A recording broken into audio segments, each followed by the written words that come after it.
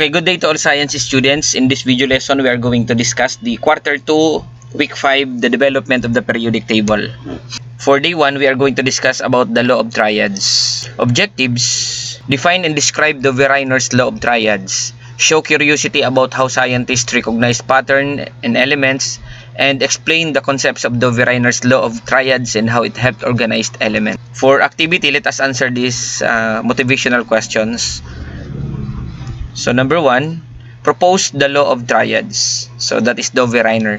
Okay, for number 2, a group of 3 elements with similar properties. Okay, the answer is triad. Middle element of the lithium, sodium, and potassium triad. Okay, the middle is the sodium. Triad with chlorine. Okay, chlorine, bromine, and iodine. The average atomic mass of lithium and potassium, that is 23. That is also nearly the atomic mass of the sodium. For number 6, a limitation of the law of triads. The answer is not all elements fit, or the law of triads is not applicable to all elements. And number 7, early tool before periodic table.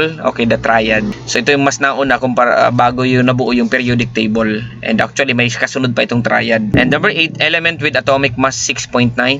Okay, lithium. Element with atomic mass of 39.1. Okay, potassium. Branch of science involved, of course, chemistry. Okay, have you ever grouped your classmates by height or age? So, halimbawa sa magkakaibigan ninyo or sa grupo, sa klase, na-try nyo na bang based on height or sometimes based on age? So, scientists use a similar strategy in the past to group elements. So, kung tayo ginugrupo-grupo tayo based on height, based on age, elements are also grouped based on some properties. So, but how accurate was it? Are triads. A triad is a group of 3 elements with similar properties. Dove-Reiner observed that when these elements are arranged by their atomic masses, the middle element's mass is approximately the average of the first and the third elements. So, this was the first step scientists took to see patterns in the elements that would later inspire the periodic table. So let's take one of the Dove-Reiner's most famous triad. So the calcium atomic mass is 40.1, strontium atomic mass is 87.6, and barium is atomic mass is 137.3. So if you are going to observe, the first element, the calcium has 40.1, and then barium is 137.3. So if you are going to add that and divide by 2, that is the average, the result is 88.7, which is equivalent to strontium, or nearly equivalent to strontium. So this is very close to strontium's mass, which is 87.6. This pattern amazed scientists and gave them an idea that elements are not random, they follow a hidden order. So Johann Dove-Reiner grouped elements into triad sets of 3 elements with similar properties, where the atomic mass of the middle element is approximately the average of the other 2. So another example, we have lithium 6.9 ang atomic mass. So, potassium is 39.1. So pag pinag-plus mo yung 6.9 and 39.1, so ayan, 6.9 plus 39.1 divide by 2, the result is 23. That is almost that is exactly the same with the atomic mass of sodium. So this is very close to sodium's actual atomic mass. So why is this important? So although hindi siya accurate, hindi siya applicable sa lahat ng mga element, bakit napakahalaga nung ginawa ni Dove-Reiner? So Dove-Reiner's law of triads was not perfect. It only worked for a few sets of elements, and many elements did not fit. But it was an important milestone because number 1, it showed that elements have patterns.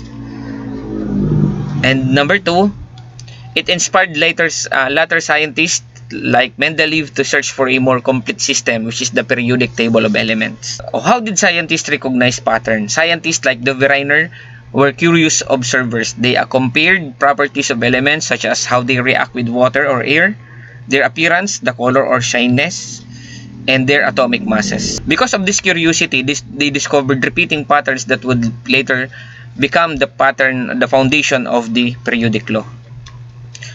Think about it. If you were a scientist in the 1800s with no modern technology, how would you look for patterns in nature? Okay, let us answer these questions based on the previous discussion. Who proposed the law of triads? Mendeleev, Newlands, Dove-Reiner, Dalton. Okay, the answer is Dove-Reiner. What is a triad in chemistry? A group of atoms, group of 3 elements with similar properties, a type of chemical bond, 3 rows on the periodic table. Okay, the answer is group of 3 elements with similar properties. Okay, number 3. In Dubhe-Reiner's triad, the atomic mass of the middle element is the blank. A, the average of the other two, twice the last, always heavier, unrelated. Okay, the answer, the average of the other two. So, which group is a valid triad? Okay, letter A, chlorine, bromine, and iodine. Why did the triad system not fully work? Okay, there were too few elements. It was too new. Not all elements fit the pattern. It used incorrect symbols. Okay, the correct answer is not all elements fit the pattern or not applicable to all types of elements. So, which element is the middle element in the lithium, sodium, potassium triad? Okay, yung nasa gitna, that is sodium. Okay, what is the average atomic mass of lithium and potassium? Okay, 23. Which of the following is not part of the chlorine, bromine, iodine triad? Okay, that's sodium. Okay, the law of triads help develop what modern tool? Okay, that is what we are now using, which is the periodic table of elements. Okay, triads were an early form of blank. Okay, classification.